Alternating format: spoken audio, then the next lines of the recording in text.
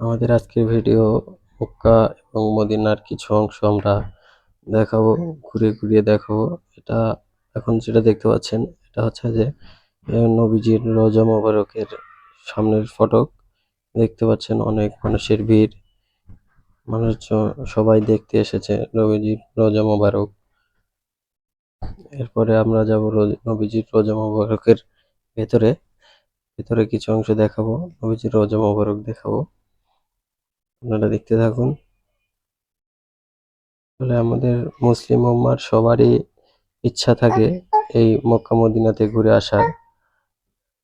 তো আমরা কিছুটা দেখাতে পারছি, মানে আমাদের যতটুকু সাধ্য হয়েছে আমরা দেখাতে পেরেছি। এই যে আমরা এখন চলে এসেছি নবীজির রওজা মোবারকের ভিতরে। নবীজির রওজা মোবারকের এর ভিতরেই নবীজির রওজা মোবারক দেখতে পাচ্ছেন। এই গেটটা হচ্ছে যে নবীজির রওজা মোবারক। এই গেট পার হলেই নবীজির রওজা মোবারক দেখা যায়। প্রিয় নবী মুহাম্মদ সাল্লাল্লাহু আলাইহি সাল্লাম এখানে শুয়ে আছেন মদিনা শহরে। মুসলমানের একটি আবেগ, মুসলিম জাতির এটা একটা আবেগ, মুহাম্মদ সাল্লাল্লাহু আলাইহি সাল্লামের রোজা মোবারক।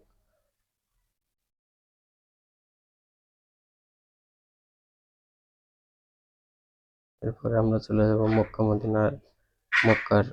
মক্কা শরীফে। এখন দেখতে পাচ্ছেন আমরা মক্কা শরীফে চলে এসেছি। মক্কা শরীফের ভেতরে কত সুন্দর, কতই না সুন্দর। আমাদের সবারই আবেগ থাকে এখানে যাওয়ার, সবারই ইচ্ছা একবার যদি আল্লাহ আমাদেরকে তৌফিক দান করে এখানে যাওয়ার।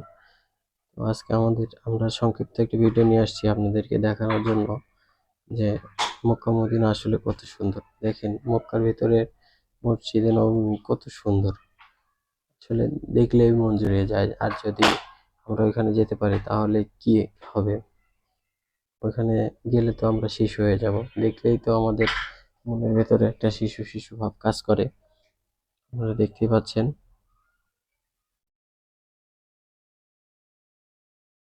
আমাদের সেই প্রিয় মক্কা, নবীজির জন্মস্থান, নবী মুহাম্মদ সাল্লাল্লাহু আলাইহি সাল্লামের জন্মস্থান।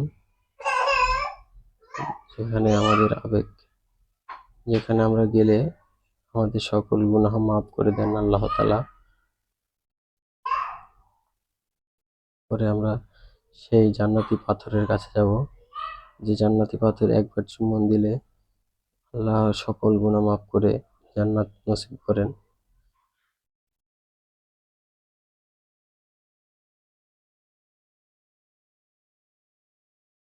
এই যে আমরা এখন চলে এসেছি সেই কালো পাথর জান্নাতি পাথরের সামনে। দেখতে পাচ্ছেন কত মানুষ, কত আবেগ নিয়ে চুম্বন করছে এই জান্নাতি পাথরে।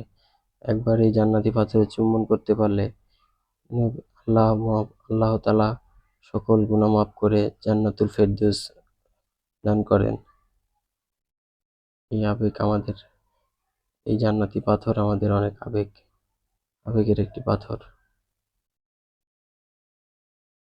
আমাদের সবাইকে যাওয়ার তৌফিক দান করুক, এটাই কামনা করি। সকল মুসলিম যেন একবার হলেও এই মক্কায় হজ করতে যেতে পারে। এটা হচ্ছে মসজিদুল হারামের ভিতরে দেখতে পাচ্ছেন কত সুন্দর ছাতি দিয়ে ঢাকনা